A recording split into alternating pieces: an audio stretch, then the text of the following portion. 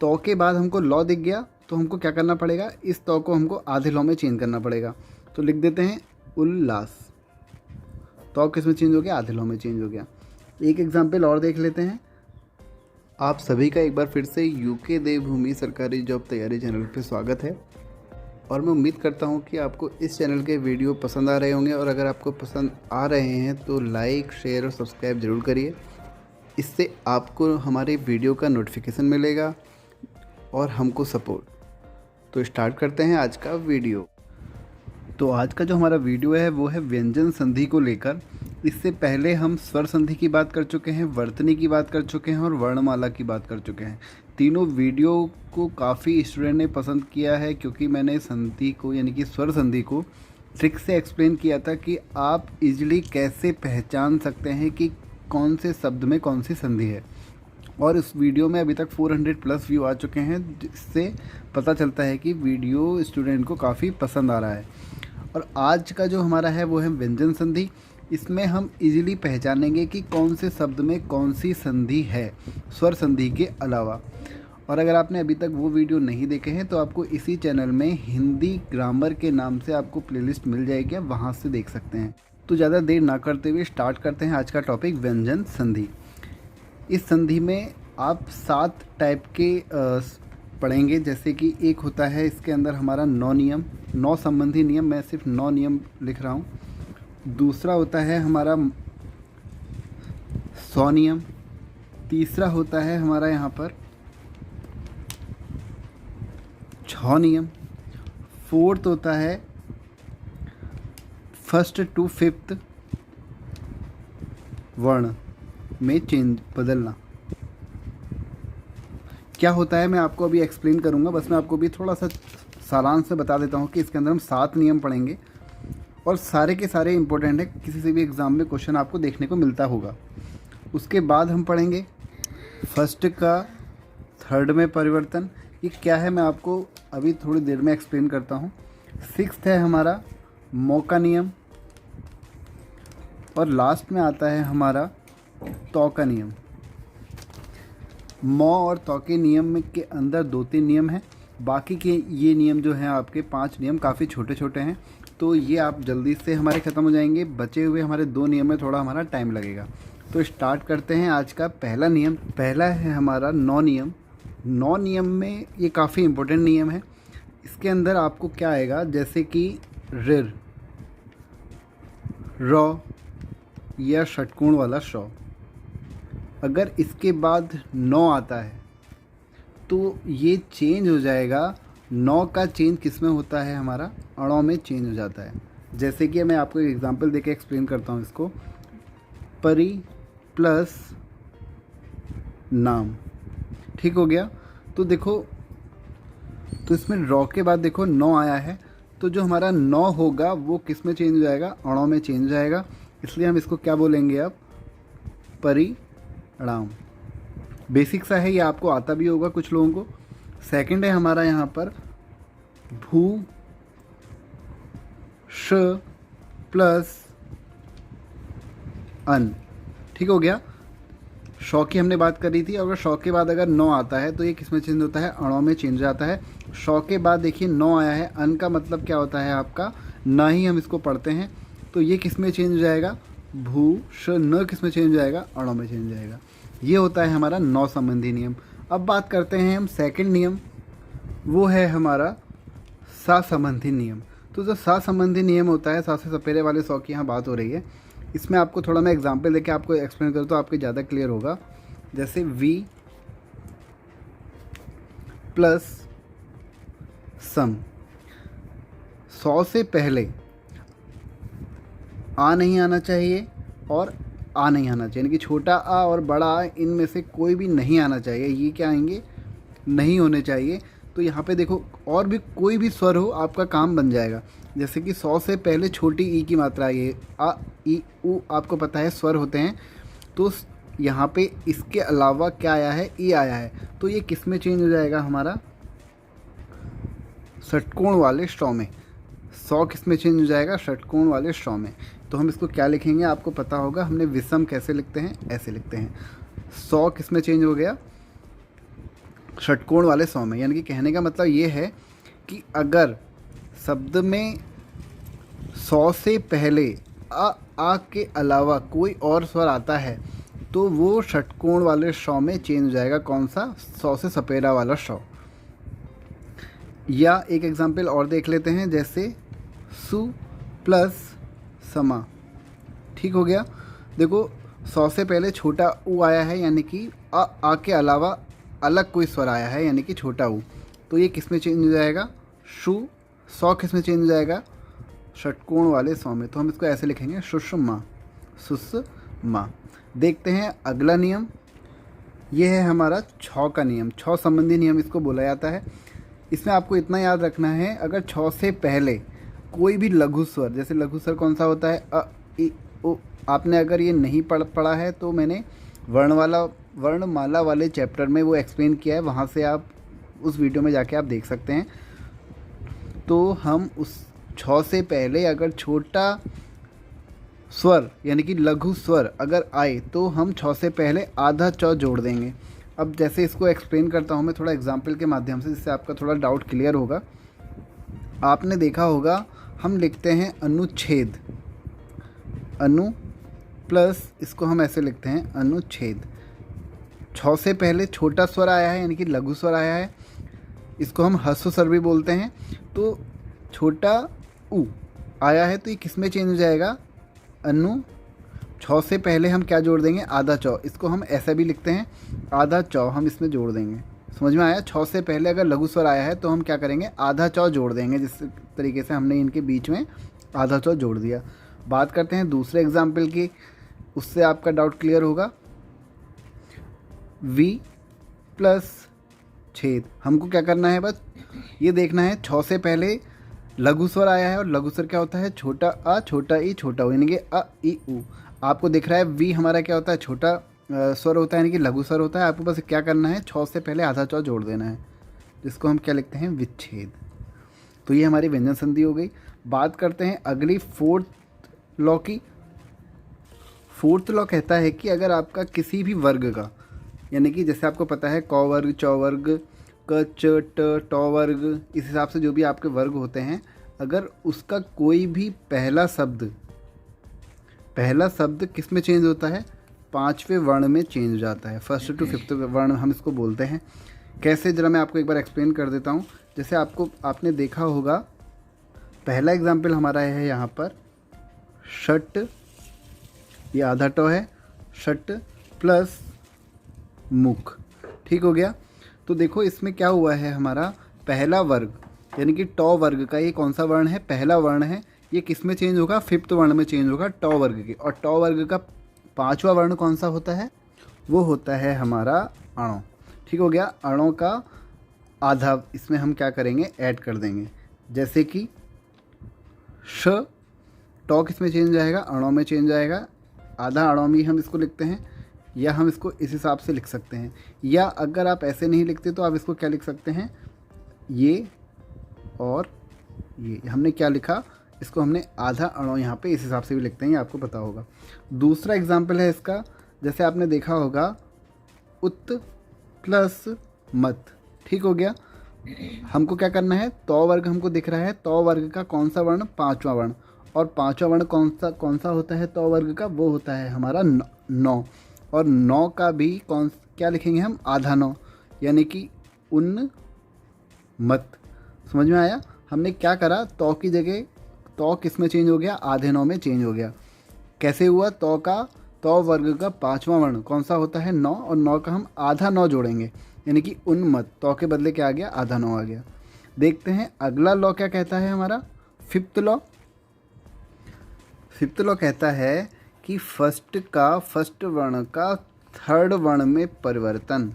अब ये क्या होता है?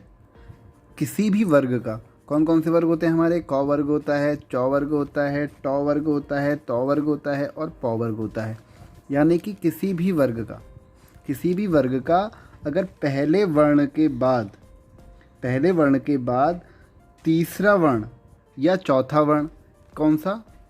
तीसरा या चौथा वर्ण अगर आता है, ठीक हो गया, या अंतःस्थ व्यंजन। आपको अंतःस्थ व्यंजन भी पता होंगे कौन से होते हैं हमारे, य, र, ल, व।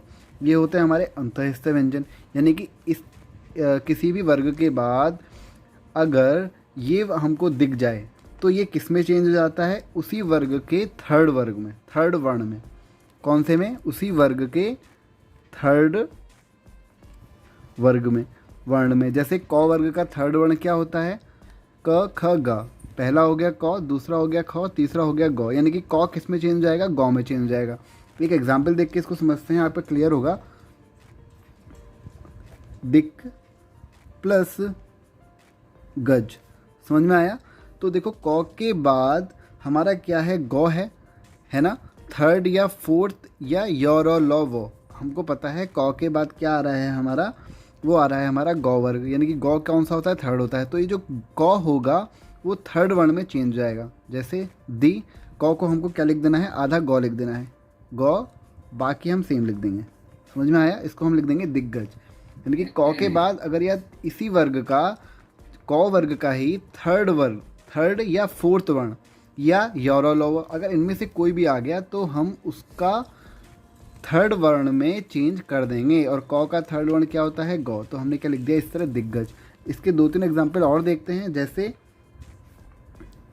दिक प्लस अंत, ठीक हो गया। क वर्ग के बाद हमारा क्या आ रहा है, अंत आ रहा है। तो हम इसको क्या लिखेंगे, दिगंत। हमने क्या करा, हमारा जो क्या था, ये आ रहा है हमारा क के बाद एक स्वर आ रहा है, स्वर। तो स्वर का भी क्या होता है, थर्ड वर्ण में चेंज हो जाता है। यानी कि इसमें 3 हो गए, थर्ड, फोर्थ, य, ल, और एक हम क्या लगा देते हैं, स्वर। तो इन तीनों में से अगर कोई भी आता है तो उसका उसी वर्ग का थर्ड वर्ण में क्या जाता है, वो चेंज हो जाता है। थर्ड, जैसे कि एक एग्जाम्पल और देखते हैं, दिक प्लस विजय, ठीक हो गया। तो दिक प्लस विजय, देखो इसमें भी क्या हो रहा है, हमारा ई आ रहा है, और ई क्या होता है, हमारा स्वर होता है। तो ये किस में चेंज हो जाएगा, क हमारा गौ में चेंज हो जाएगा। दिग आधे गौ में चेंज होगा, दिग, और बाकी विजय हम सेम टू सेम लिख देंगे। समझ में आया। अब देखते हैं 1-2 एग्जाम्पल कुछ और, जिससे आपके अगर जो मन में कोई और भी डाउट होगा तो वो पूरी तरीके से क्लियर हो जाएगा।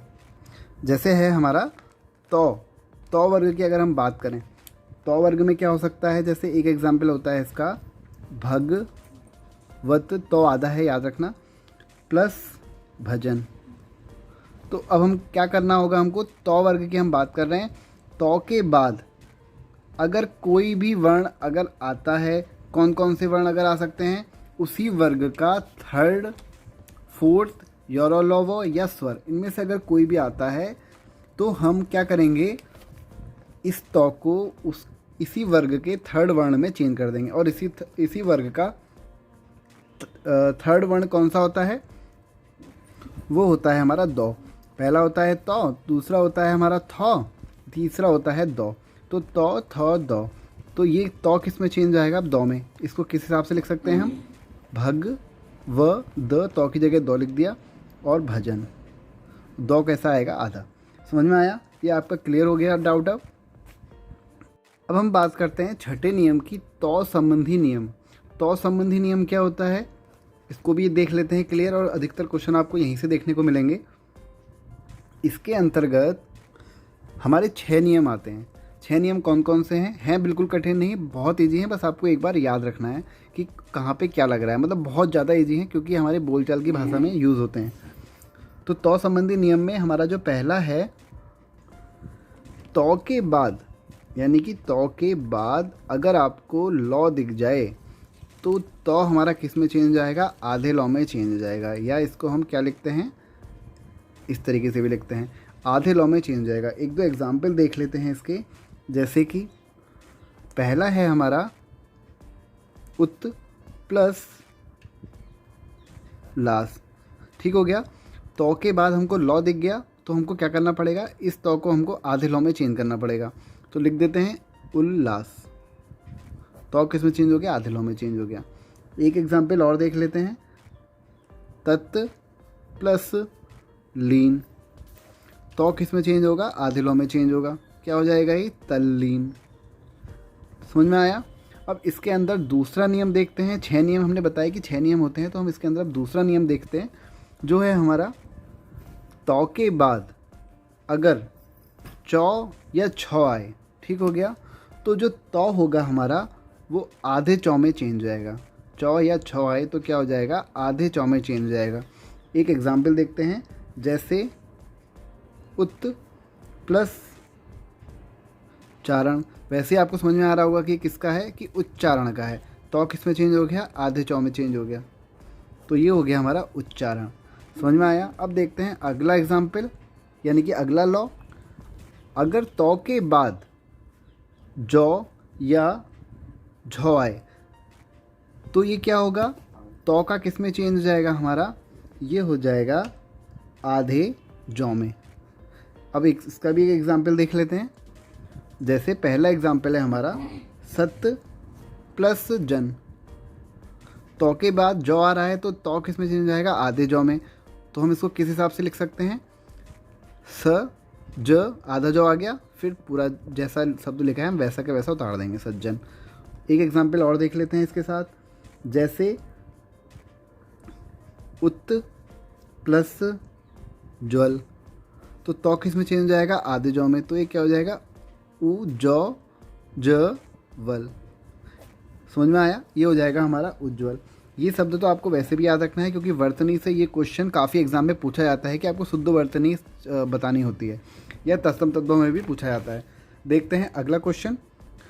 अगला हमारा 4th लॉ कहता है कि अगर तौ के बाद अगर हौ आ जाए, ठीक है, तौ के बाद अगर हौ आ जाए तो तौ तो हमारा चेंज हो जाएगा दौ में, और हौ हमारा चेंज हो जाएगा धौ में।